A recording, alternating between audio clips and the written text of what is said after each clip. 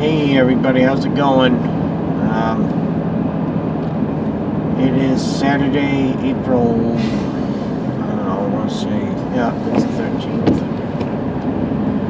And I don't know when I'll get this video up, but I'll try to get it up as soon as possible. Oops. Right now, I'm on my way to work.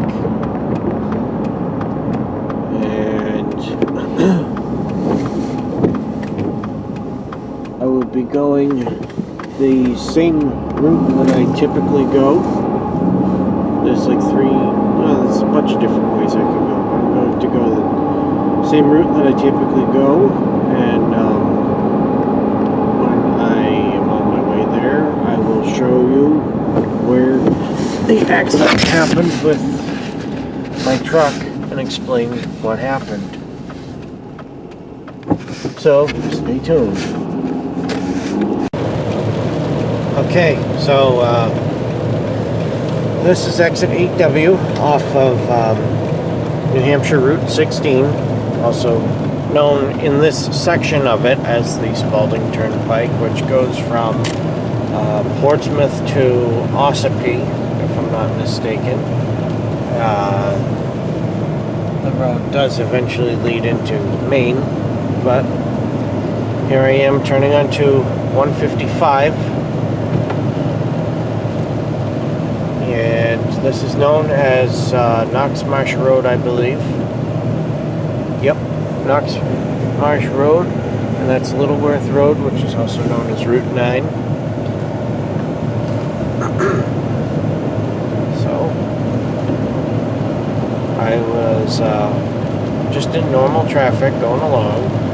The speed limit is 40 miles an hour, so following the law, going 40 miles an hour. And, you know, the road was in pretty good shape. It was sunny out.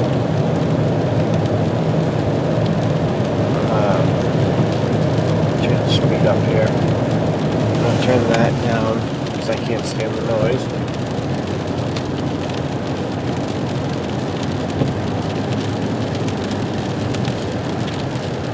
Come up this little hill here, past all these apartments. I thought about stopping at this Irving and getting a breakfast sandwich, but I glanced down at the clock and I figured if I stopped to get a breakfast sandwich, I might be late for work, because it was approximately 6:43 at this point. I have to go in for 6 today, but that clock's a few minutes fast. I keep the clocks a few minutes fast. And so, I'm going along. Everything's going fine. And, you know, la-di-da. There's this curve here. We're around this curve with no problems. And then we hit the Madbury line.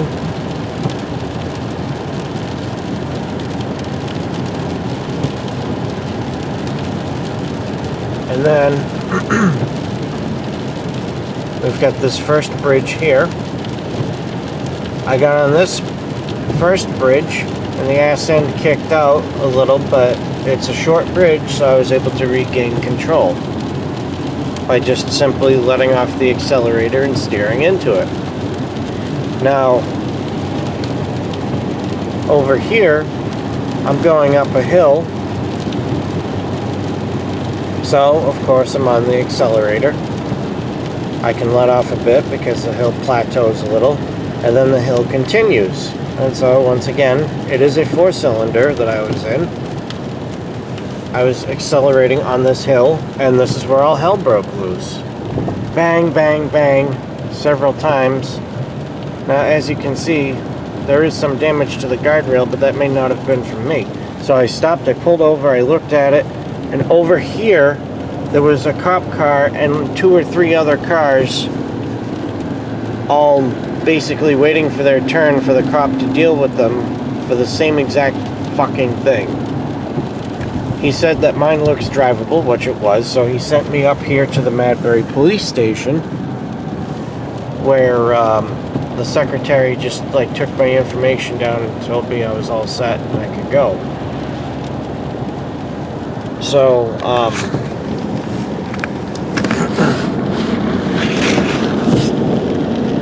this was preventable if somebody else did their fucking job. I am so sick and tired.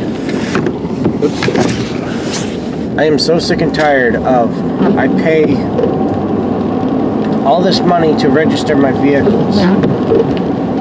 I pay the fuel tax with every gallon of gas that I buy. I pay tolls every day. I pay one toll every day. I take a different way on my way home so I don't have to, because if I went that way to go to work in the morning, I'd be late every day, no matter what time I leave, because everybody that drives on that road is a fucking idiot and the medications kick in at the same time. So, anybody that wants to say that going too fast was a factor in my accident can go fuck themselves.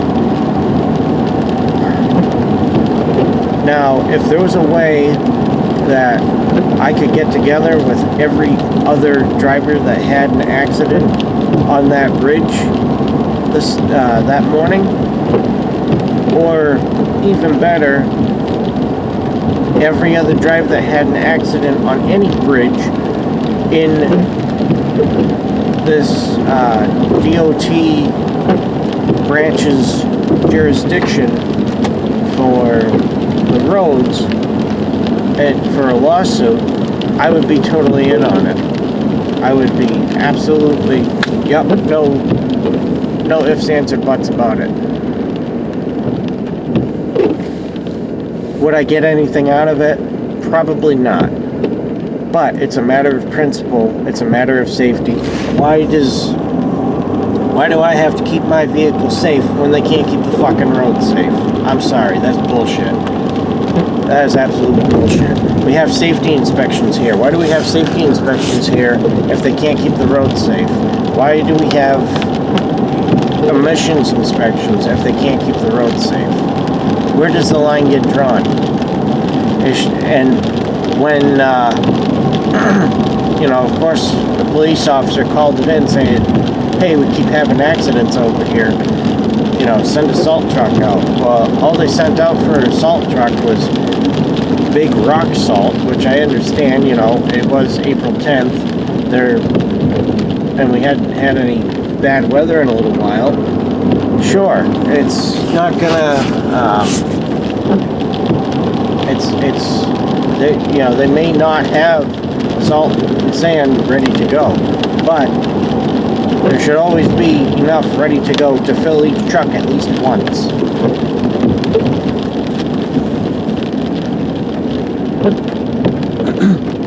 The truck was speeding by, and I know he had his salter all the way up with the amount that he was throwing down on the road, but it should be, when it was that bad, it should be sand, not salt, Even 50-50 mix would make a significant difference over salt, because salt needs time to work. So you can have the road freshly covered in salt and still be slipping and sliding if, 200 feet behind the truck. So anyways, that's the story about how I crashed my truck, why it happened.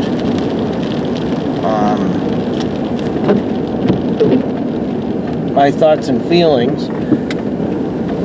And I'll tell you what, it's got me pretty fucked up. I went into my bank yesterday to deposit my paycheck like I normally do. And they have a radio on in there all the time in the lobby, which is nice. But as soon as I walked in, it started playing the song that I listened to that I was listening to when I lost control of the truck, and it just had me fucked up the rest of the night. I didn't eat supper, and like I'm a little hungry now, but I'm just not gonna eat. I don't feel like it. I wanted to cry. I wanted to just, I don't know. It's not good. But anyways, I gotta clock in. It's Saturday, so like, who gives a shit if I'm a minute or two late? It's not worth speeding for. It's only 3 hours of overtime. 2 hours of overtime. But yeah. Anyways, thank you very much for watching. Feel free to leave comments if you haven't, and I will talk to you all later. Bye-bye.